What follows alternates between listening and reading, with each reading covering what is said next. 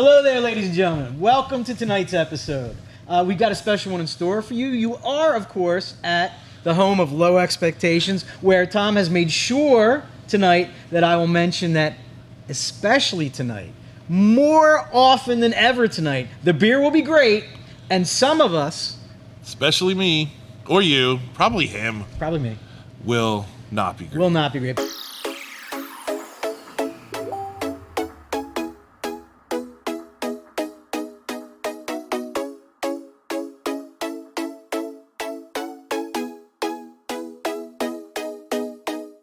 But our friends here will be great because we've got a treat in store for you. Ladies and gentlemen, tonight we are being hosted by the wonderful, wonderful folks at Ten7 Brewing in lovely North Wales, Pennsylvania. Thanks, guys.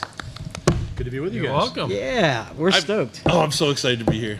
I really love it here. It's a great place. So it's awesome you. that we were finally able to make it work out. Yeah, we've tried a couple times. That's all right. We're here. And we're excited. I think, as usual, because we have a bad habit of running off into tangents, and I want to jump into a beer right away so we can maybe sip while we talk. Tonight, we are beginning the night with this beauty called Whiz Kid. Whiz Kid, you want to tell us a little bit about this, Matt? Yeah, definitely. So Whiz Kid is the second beer out of our baseball card series that we had. It is a 8.5 version. Originally we had one called Big Hoppy. It's an 11% beer. So then we decided let's do like sort of a series. So we did an 8.5 double IPA. It's got Nelson, Motueka, Citra, and Cashmere in it.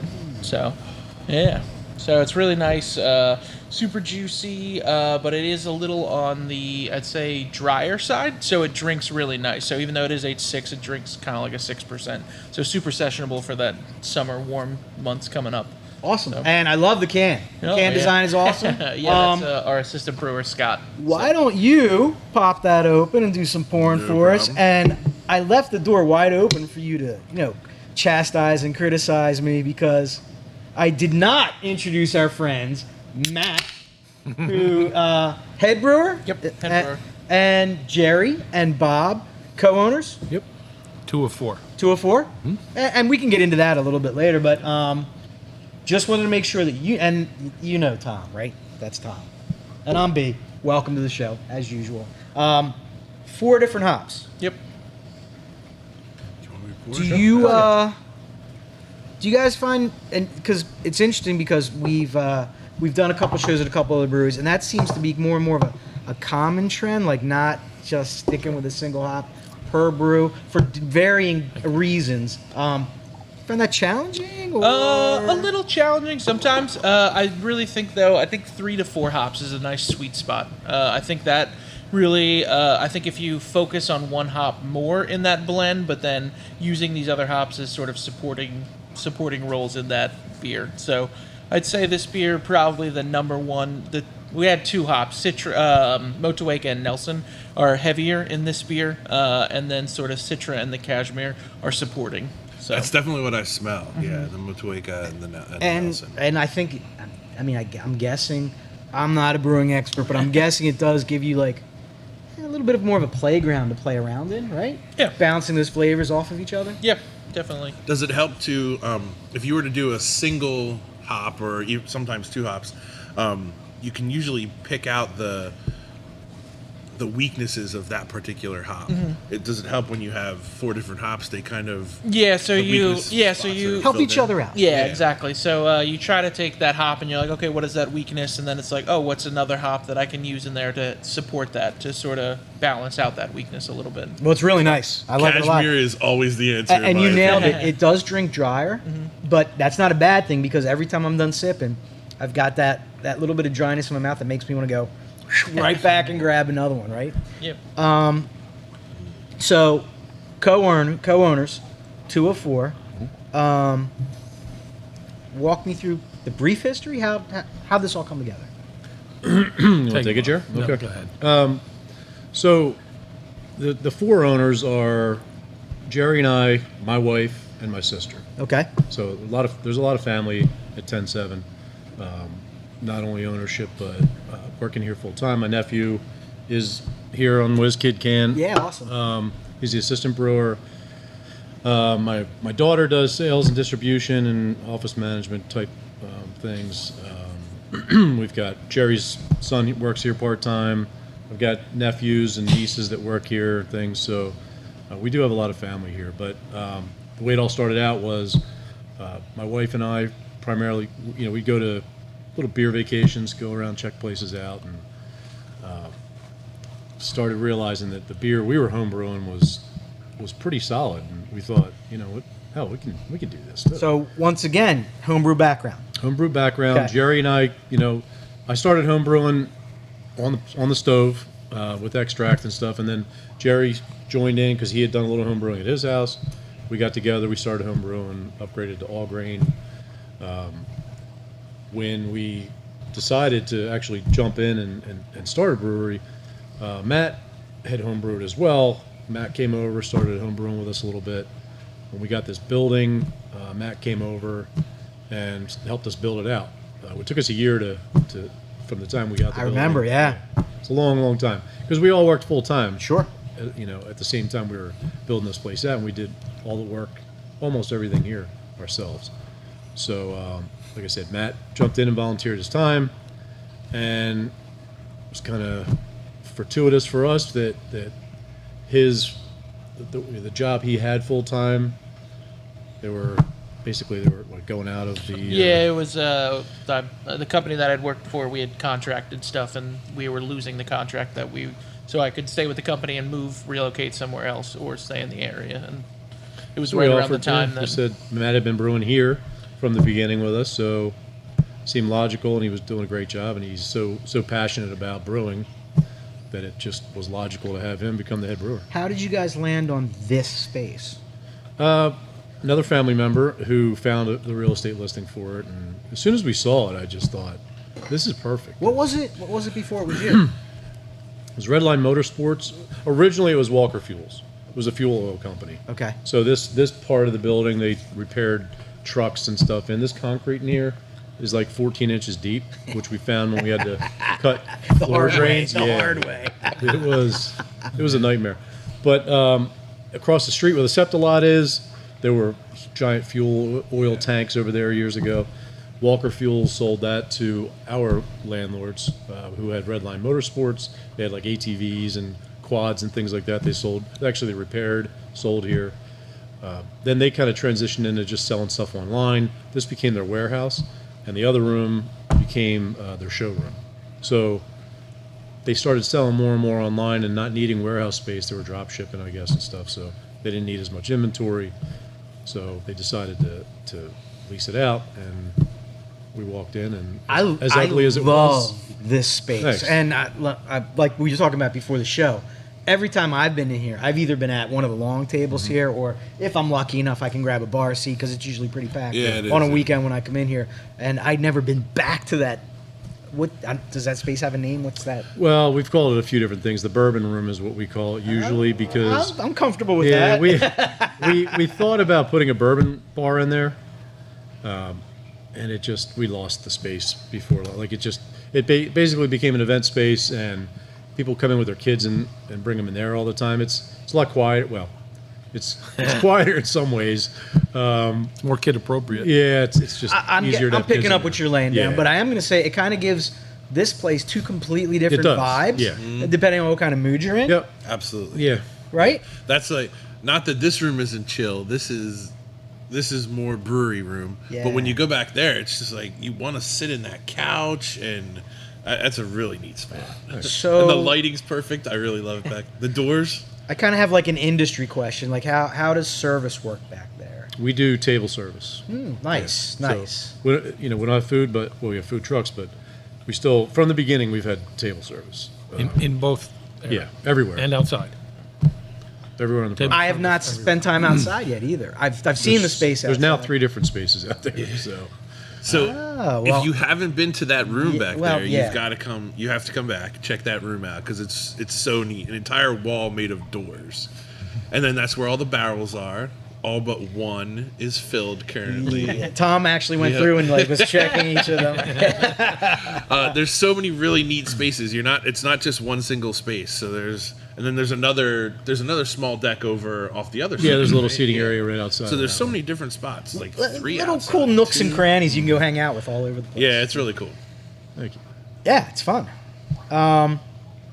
So someone found the space for you. You weren't particularly saying, I want to go to North Wales. It was more like, there's a spot open in North Wales. Come check it out and see if it works for you. We wanted it to be in this general area because,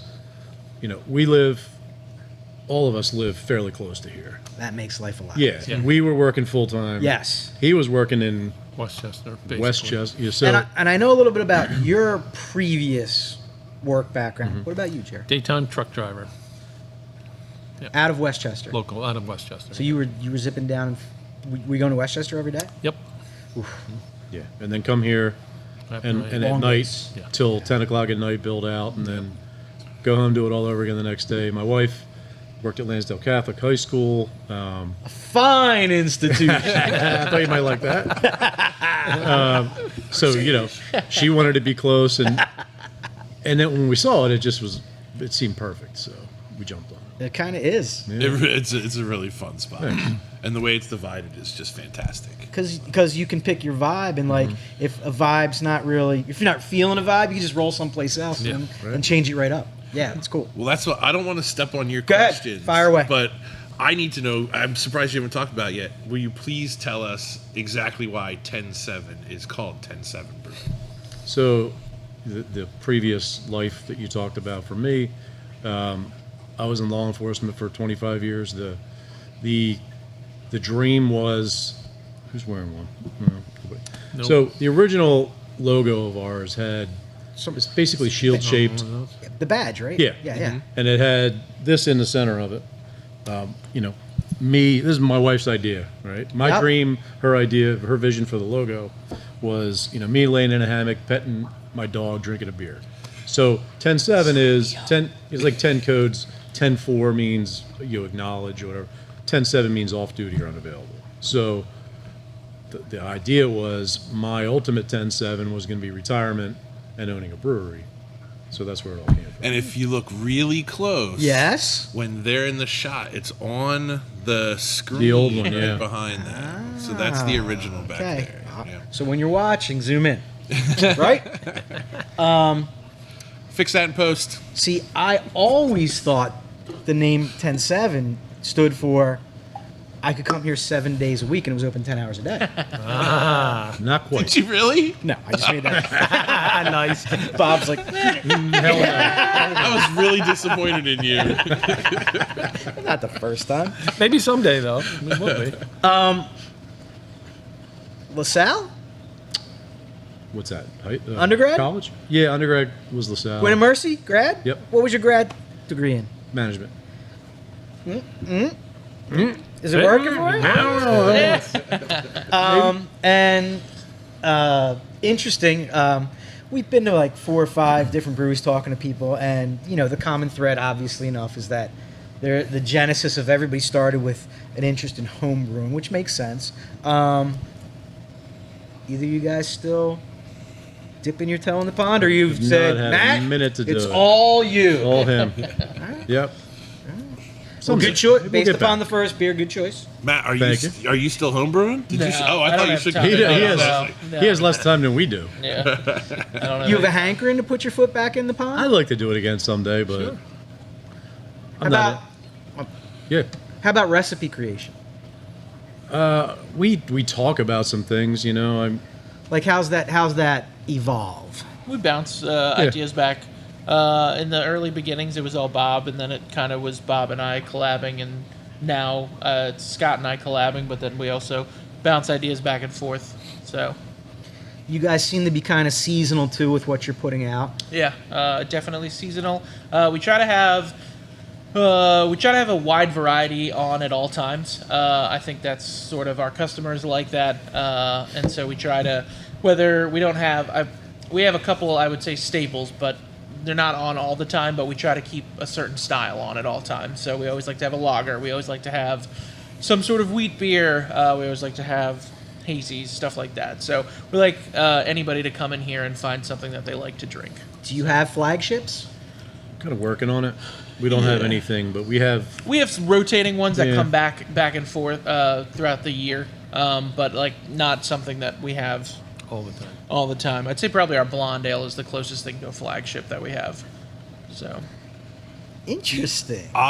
When I think 10-7, Yes. I think Milky Milky Shaky Shaky. I would say that's So that's the one. Great name, catchy name, always good. Brand And identity, right? Yeah, right. So that one to me, I'm not sure you could call it a flagship because it always it varies. rotates. Yeah. Yeah. But that's like That when brand, I come yeah. here, I expect that there will be one on tap. Like, what's the flavor of the Milky Milky And Shaky Shaky? on purpose, right?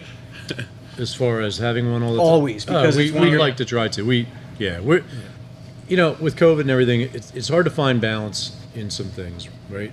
How much draft to have, how much you should can, because people are coming back again now, and we're getting packed in here, and we're just blowing through draft, and now we're having to do can pours because we didn't keep enough draft, so we're still working on some things like that. So we try to have a milkshake on all the time, but it may end up you come in and we had a few cans left, so we're doing can pours Right. until the next one. I mean, we have one in a tank right now. Just trying to keep everybody happy, yeah. right? Have you seen an uptick in lagers the last year or so? definitely. I Yeah. think. Yeah, lagers and cleaner beers. Oh, am I stepping on your toes? More real beers. Like people Well, might want to I call feel them. like there's a little bit of a shift going on. Yeah.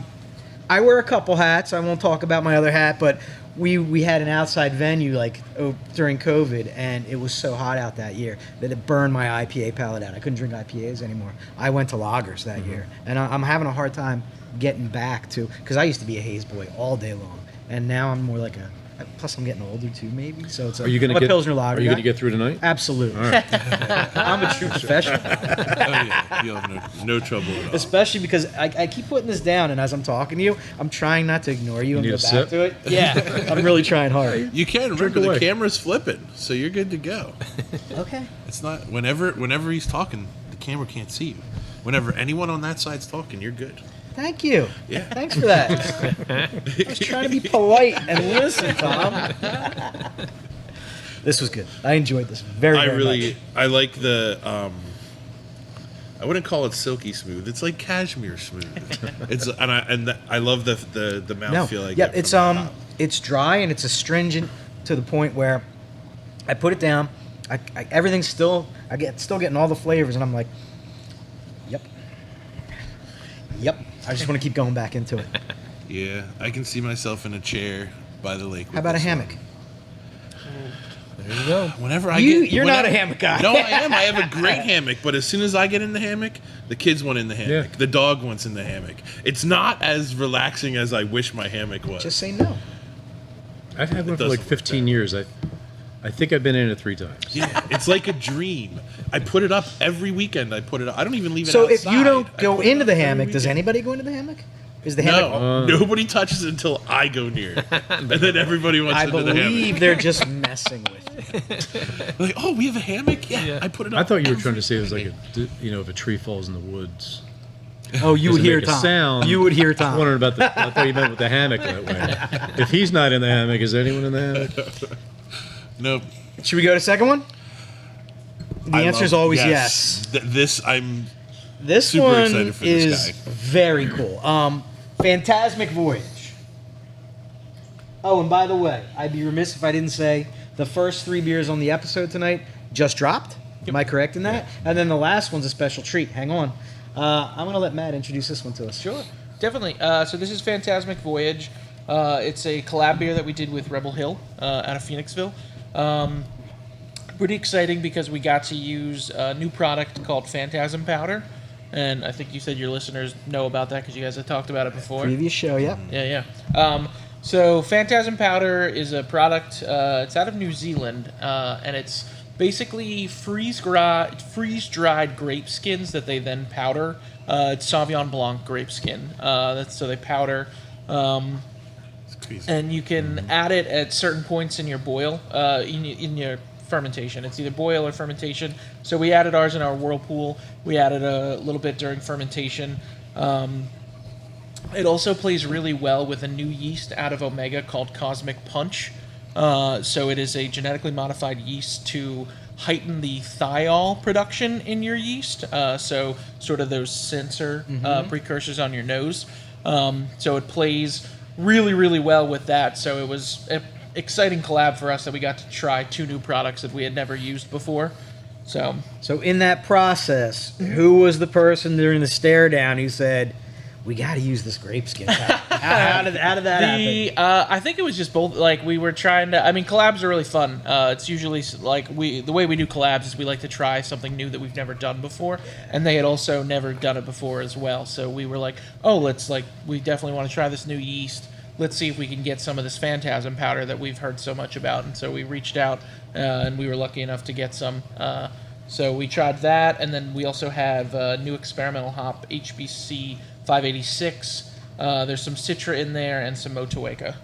So It's kind of also interesting how like the entire brewing field is starting to shift, and it's like it's not Mosaic, it's not Citra, it's like experimental hop 14 XYZ that's got a little bit of this, a little bit of that, and some of that.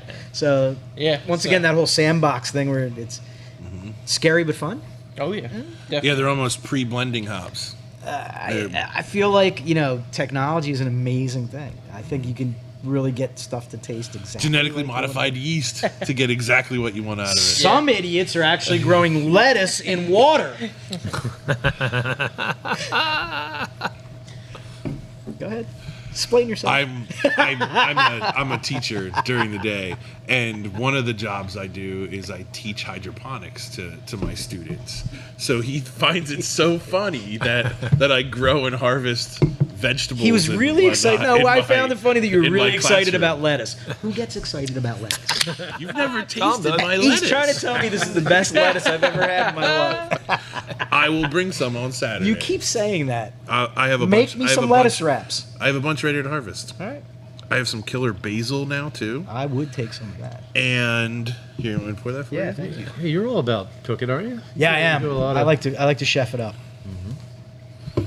But it was just so funny. He came home and we were recording a show one night, and he was super excited about lettuce, and I was just like, "Buddy, I'm sorry, I just can't get worked up over lettuce." We're doing an experiment right now. We planted 12 radishes to see what a radish would do in a hydroponic setup. They're not doing well. I'm sad because I They're- actually like radishes. So we figured a radish would grow out of control, just real big and round into the water. And? But it's growing out of the water. They're growing long and tall. It's very strange. What are they looking for? I don't know, because everything they need is down low. It's very interesting. But the kids are super involved in it. They're having fun. Yeah, that's cool. Yeah. Also cool. The nose on this. The nose on this is... So, in all honesty, I tasted this one before, and this is absolutely fantastic. I don't get any grape must. I couldn't pick that out at all. Yeah. But the flavors in here are just wild. And It's historically, fantastic. full disclosure, I'm not a Nelson Hop fan. However, I don't know what's going on here, but this is a little more in balance than I guess some of those Nelson Forward IPAs I've had. Sorry to step on anybody's toes. I don't like Nelson. It's just not my thing. That's cool. But no, this is nice. Thank you very much. And you said the grape skin powder and the yeast were kind of like tailored to work together? Yeah, so this Cosmic Punch yeast out of Omega. Omega's doing some really, really cool things. Omega is a yeast provider. yeah. They're doing some really cool things that they're trying to enhance their yeasts because, I mean, most of the things that they're focusing on are hazy IPAs because that's what everybody wants.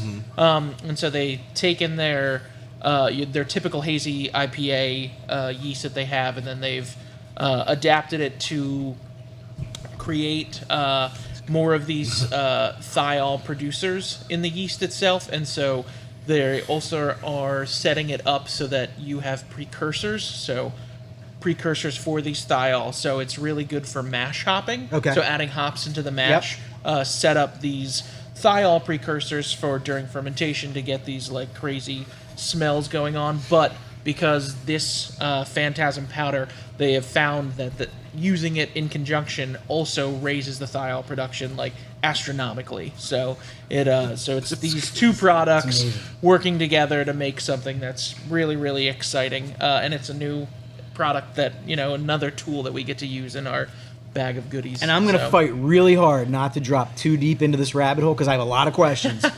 So I'm just going to ask one more. Okay. Just one more. I get one then too. Go ahead. No, you go first.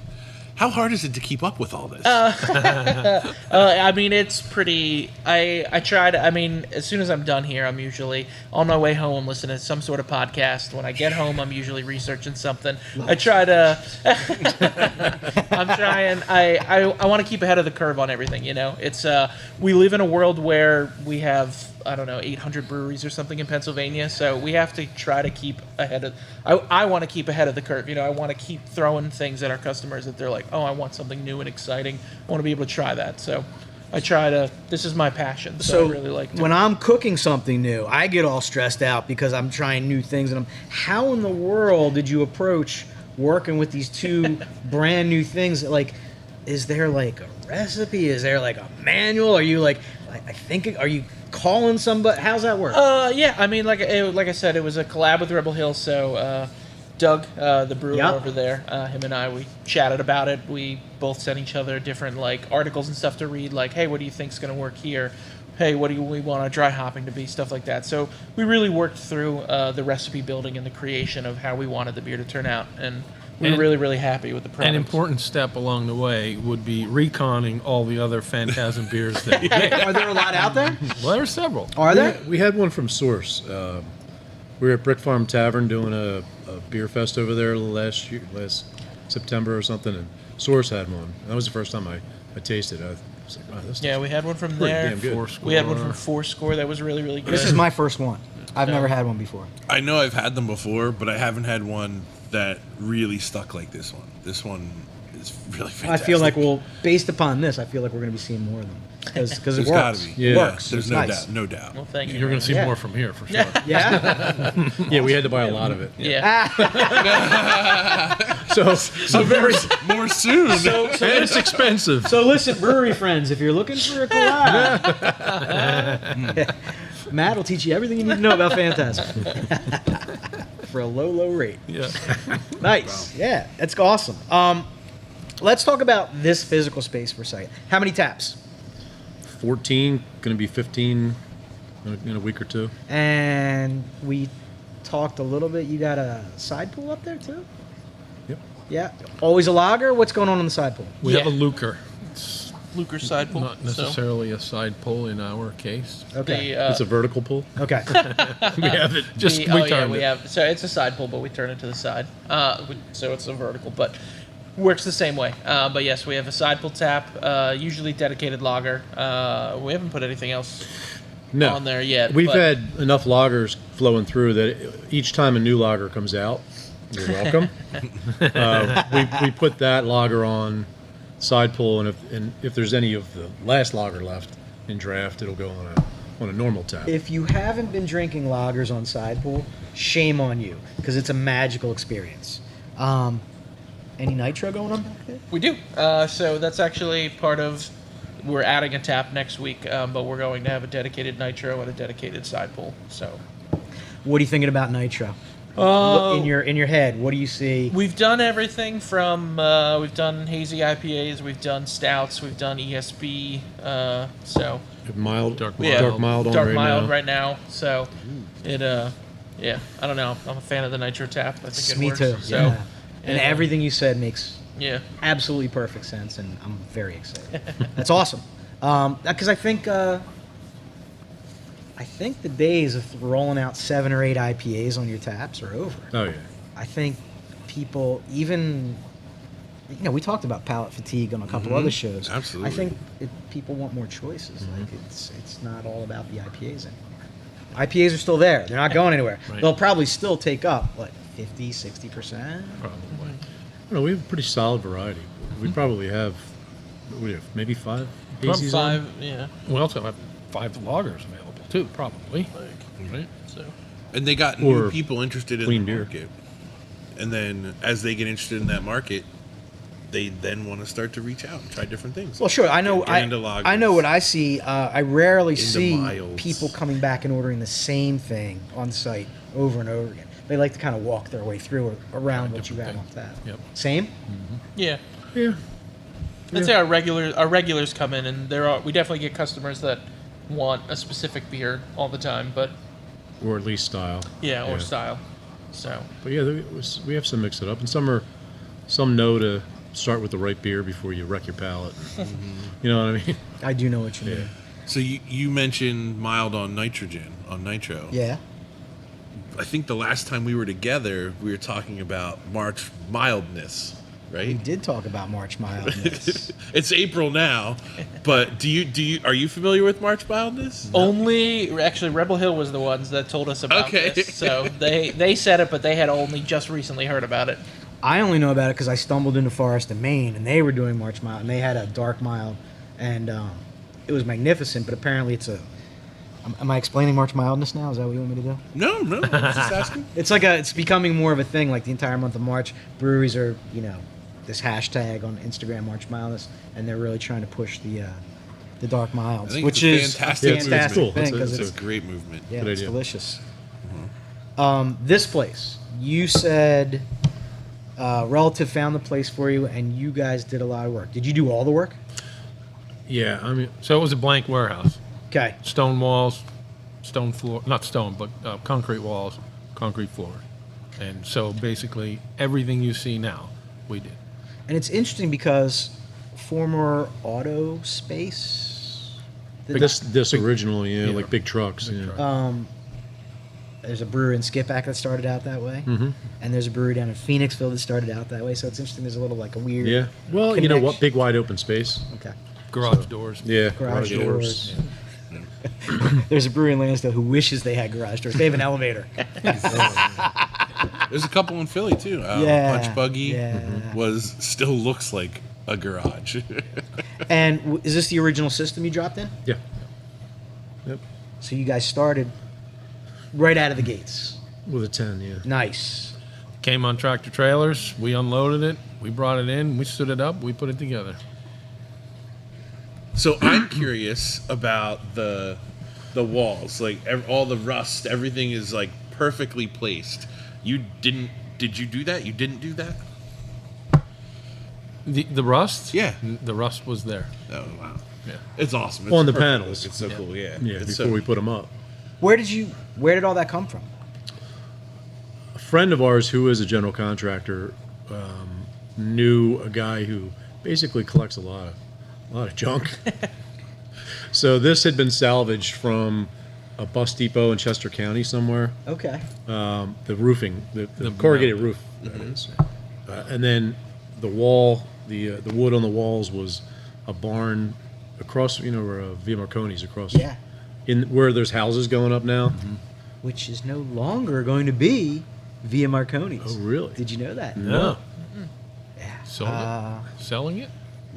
Right? I didn't pay attention when you told me. I know you said it. But I didn't tell you. It was in the listen to thread you. today. Yeah, I didn't. PJ.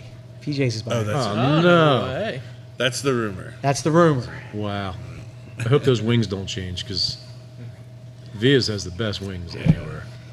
I think. PJ's I guess they're going to change if PJ's. I think. I feel bad because remember the old pizza Yeah. pub, Uh-huh. and then they expanded into the Yeah. new spot, put a ton of money into it, Yeah. really nice space. COVID.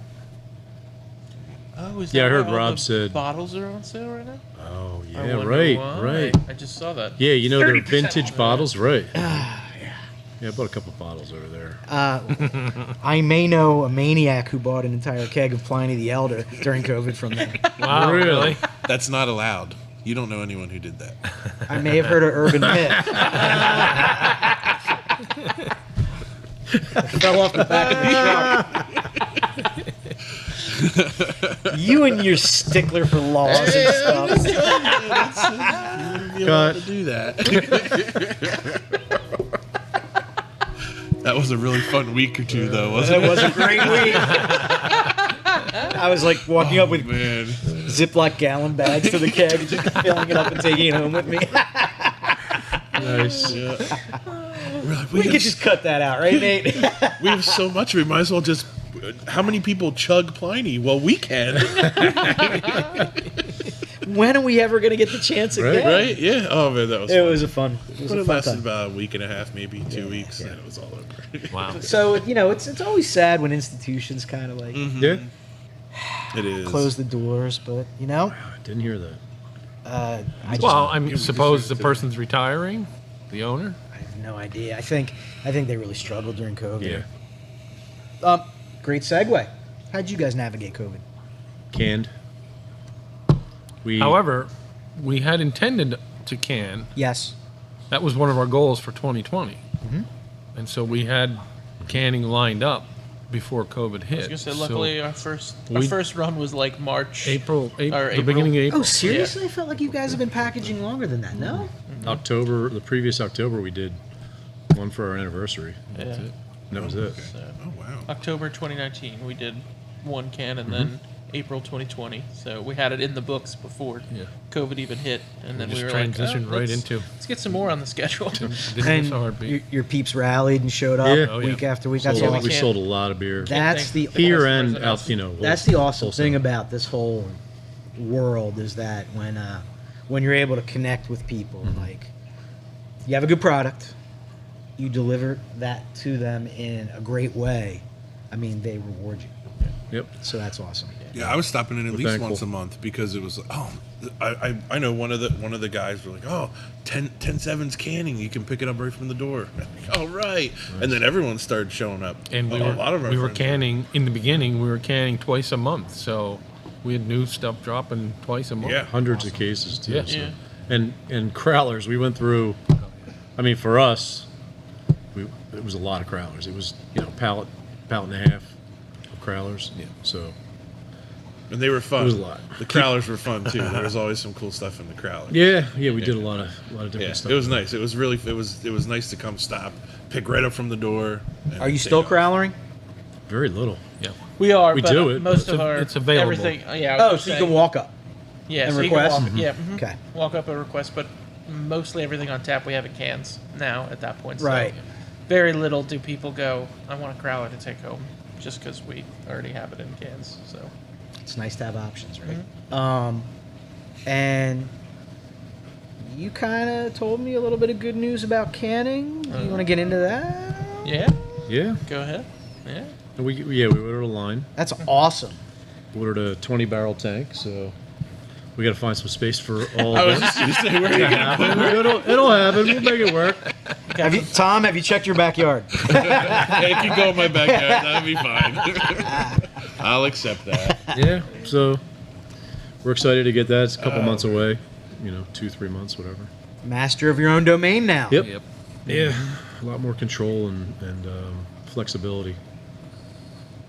And Matt said he's excited to be in charge of the canning line. Of course. The canning master. Yep.